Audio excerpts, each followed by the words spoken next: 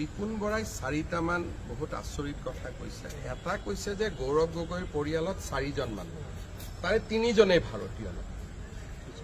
প্ৰথম তেওঁ সেইটো কৈছে, কিন্তু নহয় বুলি ক'লে নহ'ব, নোহোৱাৰ প্ৰক্ৰিয়াটো মই ক'ম 10 তাৰিখে।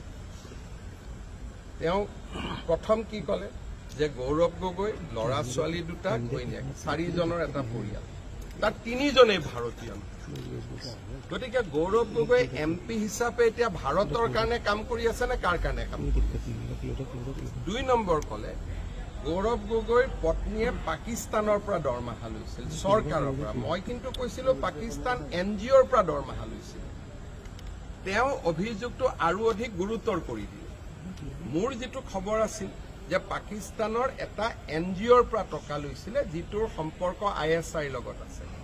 কিন্তু ৰিপুণ বৰাই কালি কৈ দিলে যে পাকিস্তান চৰকাৰৰ পৰা টকা লৈছিল। সেইটো মোৰো নলেজত নাছিলে। গতিকে তেওঁ গোটেই বস্তুটো আৰু অধিক চিৰিয়াছ কৰি দিলে। যদি পাকিস্তান চৰকাৰৰ পৰা এটা NGOত কাম কৰা মানুহে দৰমহা লৈছিলে, তাৰমানে এইটো ডাইৰেক্টলি চোৰাংচোৱাই কৰিব লাগিব, নহ'লে চৰকাৰে কিয় প্ৰাইভেট মানুহক দৰমহা দিব? তেওঁ বিষয়টো আৰু চিৰিয়াছ কৰি দিলে। আৰু ইমানখিনি যদি কৈছিলে, থাৰ্ড পইণ্টটো কৈ দিব লাগিছিল গৌৰৱ গগৈ 15 দিন পাকিস্তানত কি কৰিছিলে বুলি। তাততো কাজিৰঙাও নাই, মানসো নাই। গতিকে লগত সেইটো কৈ দিলে লেঠাটো মৰিয়ে গ'ল। গতিকে কালি ৰিপুণ বৰাৰ বক্তব্যখিনিয়ে প্ৰথম এইটো প্ৰমাণ কৰিলে যে তৰুণ গগৈৰ 2টা নাতিনীয়েকে ভাৰতীয় নহয়। আৰু মই যে কথাবোৰ মিছা কৈ থকা নাছিলো।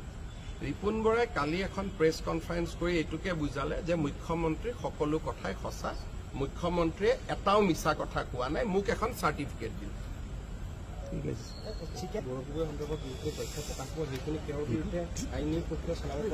মোৰ মতেদি সেইখিনি প্ৰক্ৰিয়াৰ পিছত তেওঁৰ পত্নী ভাৰতত থাকিব নোৱাৰিব এটলিষ্ট, কাৰণ there will be specific charges on her. বাকীখিনিতো নৈতিক কথা যে মোৰ ল'ৰা ছোৱালীক মই বিদেশী কৰিম নে স্বদেশী কৰিম, এইটো নৈতিক কথা, এইটো আইনৰ চকুত অপৰাধ হ'ব নোৱাৰে। কিন্তু অসমৰ ৰাইজে বুজি পাব যে এইটো পৰিয়ালত 4টা মানুহ, তাত 3টাই বিদেশী। এতিয়া বিদেশী নাগৰিকৰ কি কথা ক'ব, ঘৰতে 3টা বিদেশী। গতিকে সেইটো মৰেল কথা। কিন্তু গৌৰৱ গগৈৰ পত্নীৰ ওপৰত there will be serious charge, আৰু গৌৰৱ গগৈৰ ওপৰত চিৰিয়াছ চাৰ্জ থাকিব, কাৰণ তেওঁ ৰাফেলকে ধৰি আটাইবোৰ চিক্ৰেট, যেনেকে এজন ISIৰ মানুহক ট্ৰেইনিং দিলে, তেওঁ যিবোৰ কুৱেশ্যন আহি কৰিলেহেঁতেন, তেওঁ গোটেইবোৰ প্ৰশ্ন কৰিছিলে। সেইকাৰণে মই ভাবোঁ যে গৌৰৱ গগৈৰ ওপৰতো চেণ্ট্ৰেল এজেঞ্চিয়ে ইন ডেপথ ইনকুৱাৰী কৰিব। গতিকে 10 ছেপ্টেম্বৰত মই দিয়া কাগজ পত্ৰখিনিৰ পিছত বহুবোৰ নতুন কথা জানিব পাৰিব। আৰু ইমান দিনে অসমৰ মানুহে একাংশ মানুহে ভাবি আছিল যে মই এনেই কথাখিনি কৈ আছোঁ। এটা সকলোৰে মনত ধাৰণা আছিল যে হিমন্ত বিশ্ব শৰ্মাই এনেই কৈ আছে, এনেই কৈ আছে। যোৱাকালি ৰিপুণ বৰাই প্ৰমাণ কৰি দিলে 3টা অভিযোগ আছিলে, 2টাটো তেওঁ মানিয়ে ল'লে, কিন্তু তাত আৰু অলপ পেজ আছে। সেই পেজখিনি 10 ছেপ্টেম্বৰত গম পাব।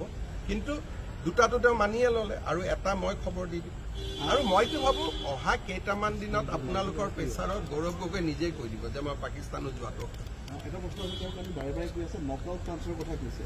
নকআউট পাঞ্চ তেওঁ এইবিলাক কথা কৈ লাভ নাই। পাকিস্তানৰ লগত নকআউট ফকআউট একো নাই। পাকিস্তান মানে পাকিস্তান, তাতে আৰু এইবিলাক নকআউট ফকআউট কি আছে? এইবিলাক কথা কৈ পেলাই নিজক মই নাভাবোঁ আপোনালোকক কিবা বনাব পাৰে, কিন্তু অসমৰ মানুহক আৰু পাকিস্তানক লৈ কনভিন্স কৰিব নোৱাৰে। ইয়াতে আৰু এইবিলাক নকআউট পাঞ্চ এইবিলাক মানে তুলুঙা কৰি গৈ লাভ নাই। চিৰিয়াছ, আৰু আপুনি বাকী চব ভাৰতৰ মানুহে মানি ল'ব।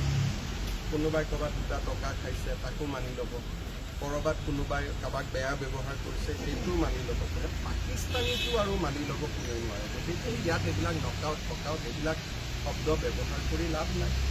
নিজৰ মোৰ ল'ৰা ছোৱালী 2টা বিদেশী, ৰিপুণ বৰাক কিয় ব্যৱহাৰ কৰিব লাগিছিল? নিজেই কৰিব লাগিছিল। গতিকে কিমান উইক মানুহ আপোনালোকে নিজেই চিন্তা কৰক। আমি গৌৰৱ গগৈ ইয়াতে সংবাদ মেলটো বাৰে বাৰে এই কথাটো ক'লোতে আপুনি 13 বছৰ ধৰি পেলাই তেখেতৰ পিছত সেইটোকে 13 বছৰ লাগি আছিলোঁ কাৰণেই কথাবোৰ। কাৰণ প্ৰথম দিনা মই যেতিয়া গম পাওঁ যে ঘৈণীয়েকে পাকিস্তানত কাম কৰে, তেতিয়াৰ পৰাই মোৰ এণ্টানাটো বাজি আছিলে। এইটোতো গোটেই ঘটনাটো 2012 চনৰ পৰা। প্ৰথম যেতিয়া মই গম পাওঁ তেতিয়া তৰুণ গগৈক মই 2-3 বাৰ হাকু দিছিলোঁ যে ছাৰ চাই ল'ব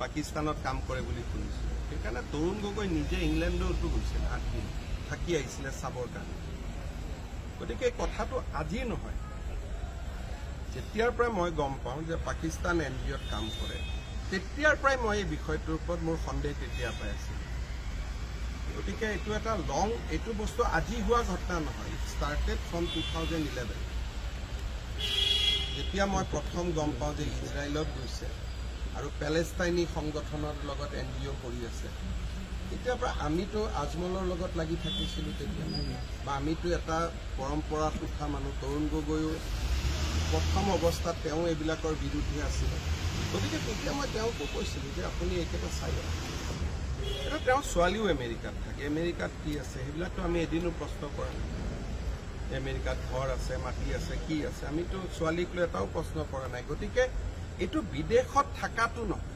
ইছ্যুটো হ'ল পাকিস্তান এইটো আমেৰিকাত কি কৰি আছে আমিতো এবাৰো প্ৰশ্ন সোধা নাই সেইটো আমাৰ লক্ষ্যও নহয় গতিকে এই বিষয়টো 13 বছৰৰ পৰাই মোৰ নলেজত আছিলে যে ইয়াত কিবা এটা গণ্ডগোল আছে আপুনি কিবা উল্লেখ কৰিছে তৰুণ গগৈ 10 দিনৰ কাৰণে লণ্ডন গৈতো নাই মই নাজানো তেওঁ 8 দিন ছুটি লৈ পেলাই লণ্ডনতো আছিলে এটা কিন্তু এই কথাখিনি মই তেওঁক তেতিয়াই কৈছিলোঁ ৱেবছাইটৰ পৰা ফটোটো নামাই পেলাই তেতিয়া ৱেবছাইট আছিলে CDKN বুলি এটা ৱেবছাইটত তেওঁৰ পৰিবাৰৰ ফটো আছিলে আৰু পাকিস্তানত কাম কৰে তেতিয়া গুগল কৰিলে ওলাই গৈছিল আজিকালি সেইবোৰ মুচি দিলে মই তেতিয়াই তৰুণ গগৈক পুৰা কপিটো লৈ দেখুৱাইছিলোঁ যে ছাৰ এইটোতো পাকিস্তানত কাম কৰে অলপমান আপুনি চিন্তা কৰিব গতিকে চিন্তাটো আজি নহয় 13 বছৰৰ পৰা এইটো চিন্তা মোৰ মূৰত আছিলে যে আমাৰ একদম বৰ ঘৰত কোনোবা পাকিস্তানৰ মানুহ সোমাই আছে তো এই চিন্তাটো মোৰ 13 বছৰৰ পৰাই আছে ইট ইজ এ ফেকচুৱেলি ৰাইট সেইকাৰণে মই কেতিয়াও ল'ৰাজনৰ লগত ক্লোজ হ'ব চেষ্টা কৰা নাছিলোঁ সদায় মই এটা ডিষ্টেঞ্চ মেইনটেইন কৰি চলিছিলোঁ তৰুণ গগৈ ল'ৰা হয় কিন্তু মই নামাতিছিলোঁ মই দূৰে দূৰে থাকিছিলোঁ আৰু কেতিয়াও মই মনত এইটোও চিন্তা কৰা নাছিলোঁ যে মুখ্যমন্ত্ৰী ল'ৰা তেল নামাৰিলে মোৰ কিবা দিগদাৰ হ'ব সেইকাৰণে মোৰ লগত এখনো ফটো দেখা নাপায় ক'তো দেখা নাই মই সদায় দূৰত থাকিছিলোঁ কাৰণ যেতিয়াৰ পৰা মই বিয়াৰ পৰা পাকিস্তানত গৈ নিয়ে ইজৰাইল পেলেষ্টাইনত গৈ থাকে তো এইবিলাক চিন্তা মোৰ তেতিয়াৰ পৰাই মূৰত আছিল আৰু সেইকাৰণে মই কেতিয়াও আই নেভাৰ ব'থ ডাউন আৰু মই নিজৰ জেগাত নিজে থিয় হৈছোঁ